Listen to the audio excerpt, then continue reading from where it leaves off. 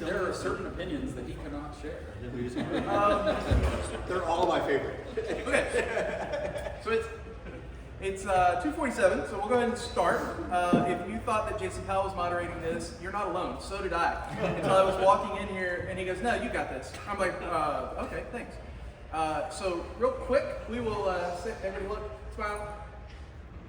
Yep, cool. And so we will quickly introduce our panelists here, let them introduce themselves. And if you came to talk about Microsoft 365 things, then you are in the right room.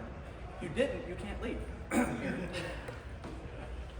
Okay, so let's start down there with Mr. Daryl. Daryl.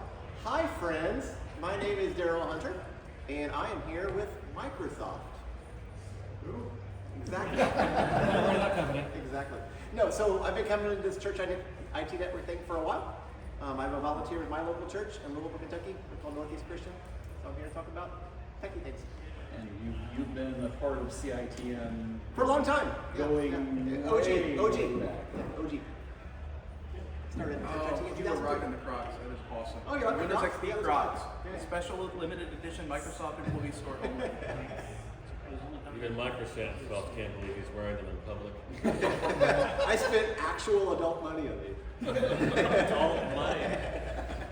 All right, Jonathan, you're next. My name is Jonathan Smith. I serve as the Director of Technology at Faith Church in Lafayette, Indiana. I've been there since 2001.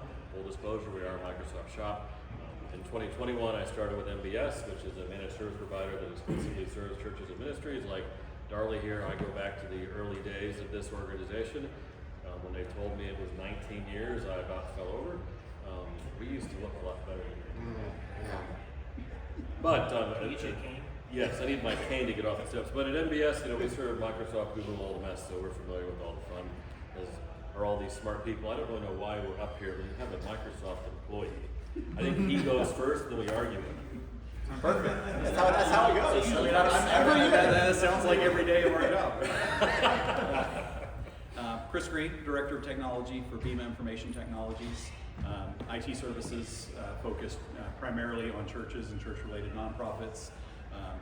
Like these guys going back, CITN, back to, had to have been 2006-ish at least online, and then going back to my first event in 2008. So I've been a part of the community for a long time. David Szpunar, owner of Server 42, a managed service provider in central Indiana, and we do all the same types of things. We work with churches, nonprofits, small businesses on technology, especially Microsoft these days. So all the same things going back to the second ever roundtable about 18 years ago. And my name is Travis Phipps. I work for Enable Ministry Partners, and we do a lot of Microsoft things with churches literally all over the U.S. So this is designed to be a Q&A, and for those of you that just joined us, I got told as I walked in here that apparently I'm filling in for Jason as the moderator too. So works because I can see you as you raise your hand. So who's going to be brave enough to ask the first question? Licensing. See your way out. Why did you say Do you have a particular licensing question you want to talk about? He's just bringing up all the trauma of prior years. Yeah. I got a licensing question. Bring it There it is. There it is. Why is Microsoft doing away with the E1 grants? Good question. Ask Microsoft. Can we clarify all the products they're doing away with? So I'll jump in. I mean, the E1 grant went away a long time ago. So, well, yes, but it went away a long time ago. You had it because you had already claimed it, right? So they did not define a date they were going to take it away from those that already had it, and then they eventually did. As partners, even our partner benefits change year to year. What does Microsoft change what they're giving us as partners is because they're trying to drive people to the right products. The reality is that the Office 365 E1 SKU that you were getting for free is not the right product for anyone to be using anymore. And we used it because it was free, not because it was the right one, and that's the reason that they're taking it away. That, and you get into the weeds. Technically, they were spending money to give it to you. There is a pool of money that money transfers hands, and Microsoft were paying for those licenses that you claimed, and so they had to stop the bleeding at some point. Do you think that the same law that applied to the 365 program, or is that, or to the premium brand? That one surprised me. I don't know, that would, of all the things that they made the change on, taking away the 10. Can you summarize? Yeah, so the question was, they took away the 10 free Microsoft 365 Business Premium. That one surprised me. I was not expecting that, because again, giving 10 of those free to nonprofits seemed like a pretty easy win for Microsoft. That one was a little They surprising. took those away, but I still have them. When do they evaporate? And what do I do? Your annual billing renewal that happens on or after July 1st of this year.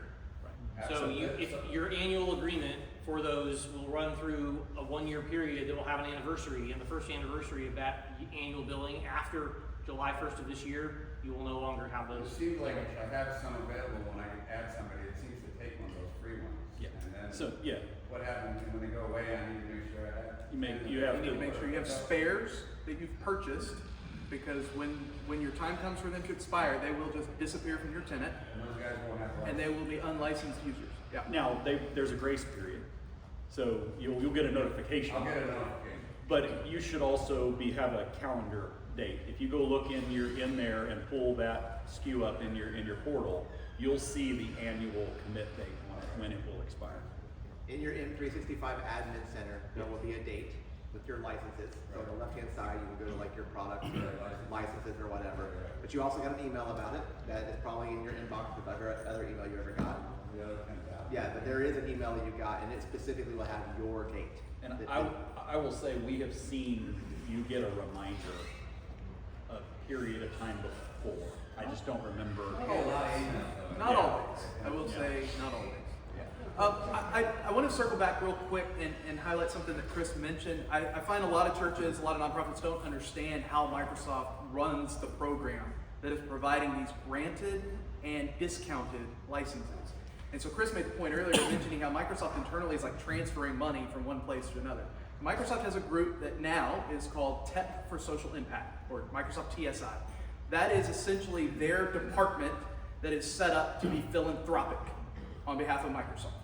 And so what they do is that department sets the rules, essentially, based on how much money they are given. Daryl, correct me if I misstate this. Keep going. You're doing great. So the idea is Microsoft chooses to fund this TSI program, and then TSI makes the rules for what they can give away versus what they discount.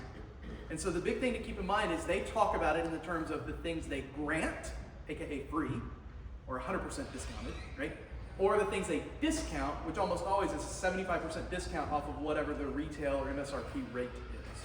And so over time, and I got some insight recently because the termination of the 10 free business premium did not have a lot of announcement window to it, shall we say? Yeah. And I asked some questions about that, and I was basically told, yeah, we've got some new leadership at the top of TSI, and they're kind of viewing things differently. So does that mean they don't have as much money funding it? I don't know. What I do know is Microsoft is still incredibly generous to nonprofits. So even if you're having to pay that $5.50 per license, be grateful that it's not $22.50 per license, which is what everybody else pays. I think where I struggle a little bit is, for years we sort of heard that they were trying to lean more towards smaller organizations as opposed to the larger organizations. So they take away the 10 premium and tell you can still get 300 basics, which for most small organizations, there's no relevance to that. Don't confuse a small organization with a nonprofit. You're conflating those two things as if they see them the same. I think there were times that they made it sound like they were trying to shape the nonprofit givings to help the smaller nonprofits as opposed to nonprofits with $400 million a year budgets. So they may have been. That's probably true, but see Like my you said, comment their earlier, priorities new change. leadership, right? Different perspective. And obviously Microsoft is pushing heavily into AI, and so they're prioritizing, they always prioritize the bonuses, the stuff that they're driving as a company tend to be the things they focus on in all of the different areas. So if they're pushing business premium because that's the thing that they're trying to get everybody onto, that's where they're going to have the biggest discounts and donations and focus. And even as partners, some of the kickbacks and bonuses are higher for those specific SKUs. And then they're like, oh, now AI is the big thing. We don't really care about business premium. Most people already have it. We don't need to push it that hard anymore because that's already the baseline. It doesn't become the priority in terms of what they're doing to push it as hard as some of the newer stuff. There was definitely a season in Church IT Network, dig way back, where everybody came in and said, let's use this because it's free. That wasn't really the right Like answer. data center. Right. Like we don't make the decision because it's the free option. A lot of us did, but we really quickly backtracked on that and said, no, this is the right solution. Assume that at some point the deal's going to change, right? Everything's going to get more expensive. We've seen business premium go up little bit by bit, even for nonprofits. So we have to assume that it's going to get more expensive. We have to assume that they're giving us $6,000 a year for Azure, and then it's $2,000 a year for Azure, right? That has changed over time. And so those are going to change, but they are still, to his point, very generous in what they give. Is it the right solution for you or not? That's really the question you have to ask. I think some of it's also good to think about scale. Like when Microsoft started doing their nonprofit, now TSI work, the number of nonprofit customers in the pool was small. And like now, if you knew how many nonprofits around the world that we serve, is a very large number.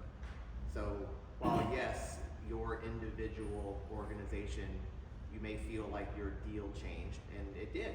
Your deal did change, but the impact of our organization that we budget for is exponentially larger than what it was a few years ago. So our organization, TSI, and what we do around that social impact is huge, and it's like huge strategy for us as an organization. It's not just something we do out of the kindness of our hearts. It's like, it's a strategy. Like we want to impact the world for good, and it comes down from Satya. I mean, what you need to know about our CEO is that he lost a son not too long ago that has special needs, and it was profound change of his life to understand, like, if he can make a difference. I mean, you guys have probably seen those analogies, like if I made a difference for one, I made a difference for everyone, right? At the top of our organization, this social impact and being able to share that gratitude, and we just happen to make software, to be able to share our gratitude is fundamental to our organization. Yeah, for sure. Yeah. I have a licensing question. Another one? So, is it true that if you commit to a year per SKU, you pay less than if you pay monthly? And if that's true, what actually happens? So I commit to 100 BP for the next year. What happens 2 months from now when I buy the 101st and 102nd? Do I prorate a year on those, or do I start paying monthly until the next year? So there are 3 different ways to buy your licensing, depending, and pretty much no matter who you get it from. You can do annual commit with an annual payment. You can Prepayment. Prepayment. You are buying it right then and there. You can do annual commit monthly payment, and then you can just do no commit month to month. Month to month, you're going to pay a 25% premium. Annual commit with monthly payment, you're going to pay a 5% premium. So your cheapest is absolutely to do the annual prepayment. As to the other part of that, if you're on an annual commitment, every time you add a license, that becomes your new high water mark. You can't